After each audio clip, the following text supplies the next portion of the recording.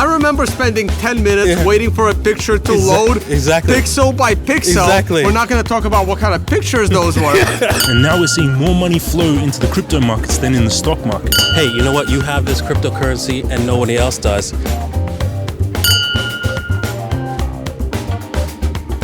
Well, I should ask you to start. So I do believe that Bitcoin will be the only globally relevant cryptocurrency. I believe that Satoshi invented something incredible. He found a way to create digital scarcity. And you can only have one set of digital scarcity. Multiple digital scarcities, infinite number of digital scarcities is not digital scarcity. All this other stuff to me seems more like interesting companies. Google, Apple, Netflix, yes, they're important, but they're not as important as the internet itself. I see Bitcoin more important than the internet itself, and all these other cryptocurrencies, NFTs, DeFi projects, whatever you want to call them, to me, they are not on that level. They are more like companies that fluctuate based on the leaders of those projects more than a decentralized global network like the internet. You know what? I disagree with that. We have lots of digital assets as in our current financial system. For example, stocks, bonds are separate digital assets. We don't have a bond. Do you have a bond certificate? No. From them? I mean, they used to. You used to have physical bond certificates, but not anymore. You actually have to have them digital. Also, you have stocks that are digital. So there's room for other digital assets that are important to our society, and we're going to be using them in the future. What do you think? We're already seeing huge money in DeFi, some protocols having $20 billion of value. Bitcoin is special and it's changing the world, but so are a lot of the other altcoins, cryptocurrencies, shitcoins that people call them, but they're just businesses, startups that are growing really quickly. And now it's like $3 trillion market I agree caps. with the businesses, startups, but just like in the dot-com days, those businesses, startups needed the internet itself in order to function. And while right now, people are still playing around with this DeFi stuff on top of Ethereum, and they're building their own Ethereum competitors. But eventually, all of this is going to be migrated over to be anchored into Bitcoin. And yes, the days of 10,000x returns are over in Bitcoin. Can they still exist in this DeFi space? Yes, they can.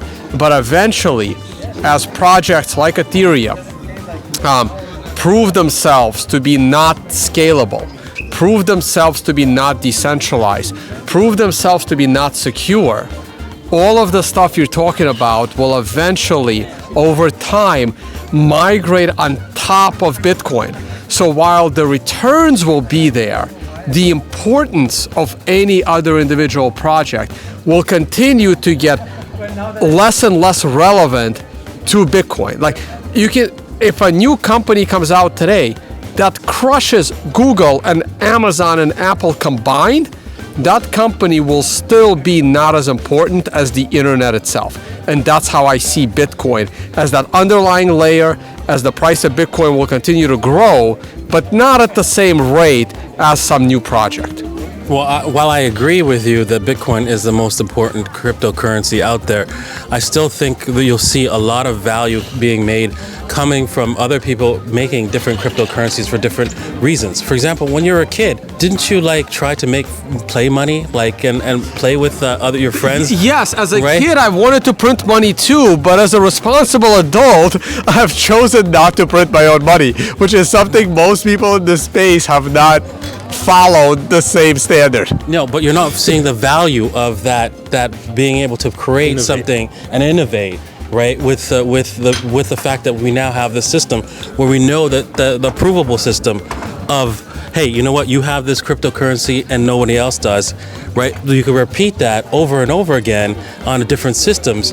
that are not specifically tied to Bitcoin, so that you can now, if there's ever a mistake, it doesn't really matter because it's just for either for practice or for other things in other innovations that we could come up with. What do you think? This space is like we've seen it grow from a few 100 million to now 3 trillion, and the stock market's there 100 trillion almost, and now we're seeing more money flow into the crypto markets than in the stock markets. So I'm seeing, like, imagine when these markets go from 3 trillion to 100 trillion. There's so much money flooding into this space.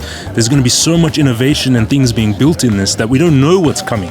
We can't say Bitcoin's going to be the only. It's very special. Bitcoin's amazing, but to say that that's the last amazing thing that comes from this space is like, you can't predict that. We could see crazy stuff that dwarfs anything that we've ever seen before come from this space. So much money, so many innovation. The best developers in the world are all working in this space now. Every billionaire is coming into this space. We're seeing like something that's never happened before, a financial revolution, which was started by Bitcoin, but I don't think it ends with Bitcoin. I don't think it's the only thing that comes from this. I agree. All right, well, we will see. The free market will solve this problem. I do believe that Bitcoin will be the underlying layer for all future decentralization. Can a new alternative come in and solve Bitcoin's problems?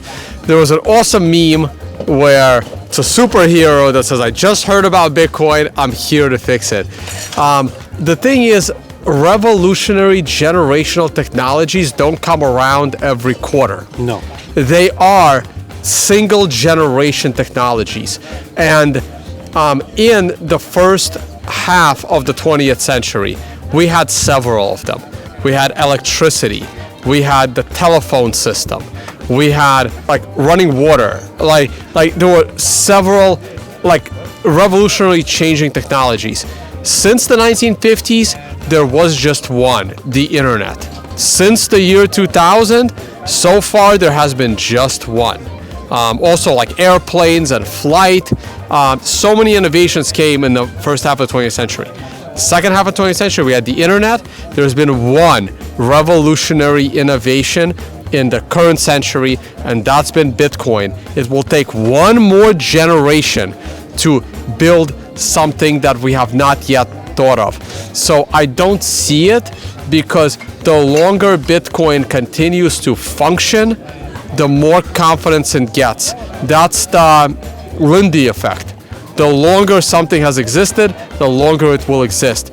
So something coming in and fixing Bitcoin's flaws, getting that network effect, is almost impossible. It has to be a 10x technological increase to do it. I would say it would have to 1,000x, because right now I would say Bitcoin is 1,000x fold better than a current monetary system that we have. We've had like 5 different monetary systems throughout the human history. This is going to be the 5th and the most important one. Also, Bitcoin is not like a car, not like an airplane. It's a protocol, right? And what you're thinking when you think that, hey, I see that it's going to be replaced very easily, just like, nobody drives a Ford Model T today. Yes, that is true. However, right, a protocol is like, for example, having the Ford Model T purchased, and then all of a sudden a bunch of developers change it into a Lamborghini. I mean, right. You don't have that happening. I like your Model T example, because when people make fun of Bitcoin being a Model T, my answer is the Model T from 100 years ago is virtually the Tesla of today. The innovation of cars. People need to stop comparing Bitcoin to the Model T. You have to compare Bitcoin to the combustion engine, which we are still using 100 years later. Yes, exactly. That's what Bitcoin is. Exactly. And then also on top of that, right? I mean, you compare it to other protocols like TCP/IP, if you don't know. Back in the 80s, I remember them talking about how they got to replace it. It was horrible, it's too slow, can't do video, can't do voice, can't do anything. Can't even barely send pictures along with TCP/IP. This is useless. Yet TCP/IP can't even get upgraded. We all remember for what picture we're old enough. I remember spending 10 minutes waiting for a picture to load pixel by pixel. Exactly. We're not going to talk about what kind of pictures those were, but we were all there. We're old enough to remember that. Exactly. You have no idea what it was like to have one of those Windows file managers saying your file will download in 2 weeks. And it was legitimately 2 weeks. Yes. I remember that. I do remember those days, yes. But Yeah, and yet today, TCP/IP can't. We're still on the same protocol, which is way terrible. back. That's scary. I know exactly. You need it. And we have an upgrade, the V6, and it still won't even push to that. CBDCs, central bank digital currencies, or stable coins. The only difference between those coins and Bitcoin, the only difference between those coins and the traditional currencies, fiat system that Da Vinci's been raving about for over a decade, is that they don't have a physical paper cash component. Other than that, they are identical. Bitcoin is obviously better than any stablecoin. Stablecoin is just a way for people to move out of Bitcoin, out of the altcoins, into something stable while the market corrects, and then back into Bitcoin crypto. They're not the same. They're not like Bitcoin's much better. But stablecoins, they serve a purpose. Without stablecoins, it was difficult. Before, you had to try to get out of the markets. If the market crashed, you had nowhere to go to. Now it's just a place we can go to while the market corrects, come back into crypto.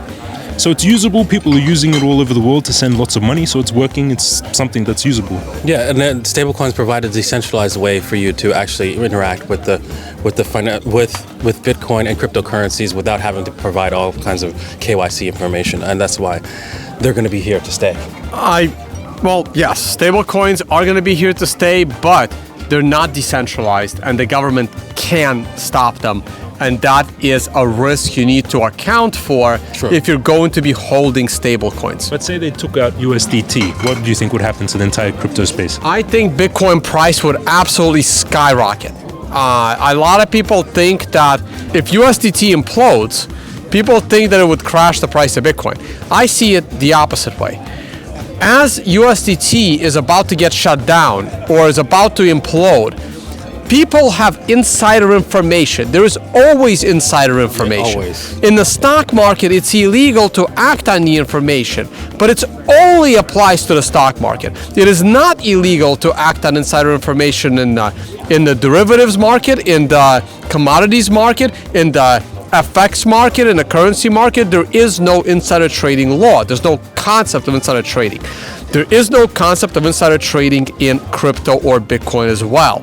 Somebody will know that someone will not keep their mouth shut. Exactly. In the days, weeks, or days or hours leading up to the Tether implosion, enough big Tether holders will know. And what do you think they're going to do with that Tether? They're going to pile into Bitcoin. You can see Bitcoin go up 10x on a Tether implosion.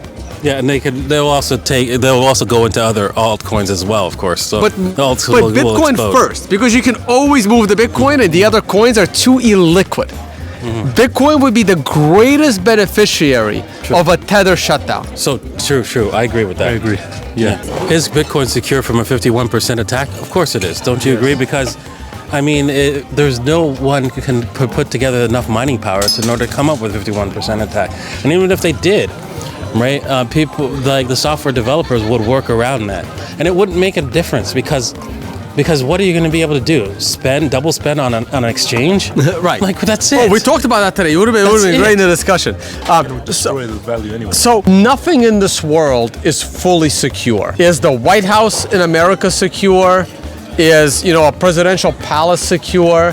Is the venue here secure? There's always holes. Bitcoin, to me, Bitcoin is the safest asset I can have my money.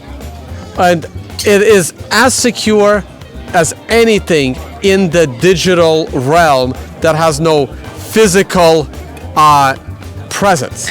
And because it has no physical presence, in a way it's more secure.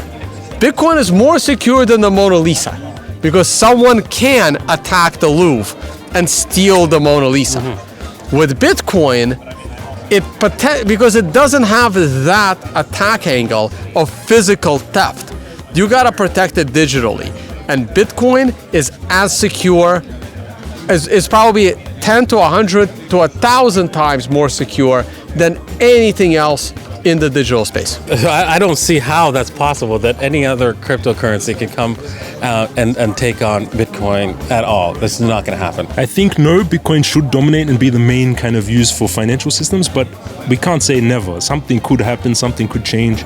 Governments could try to do something. I don't know. But I- Bitcoin is most likely going to be the most used crypto and the most secure one for the next 10 years. I agree with that statement that anything can happen. How just like an asteroid could hit the planet and wipe us all out, but we don't plan for that. So, so there we go. All right. Hey, guys. It's been an amazing interview. Thank you for coming out to the desert in Ras Al Khaimah, UAE for the Financial Summit. It's been a pleasure. And thank you so much had for fun. the interview. Yes. Jessica, CoinMarketCap. You guys are doing a great job. And amazing.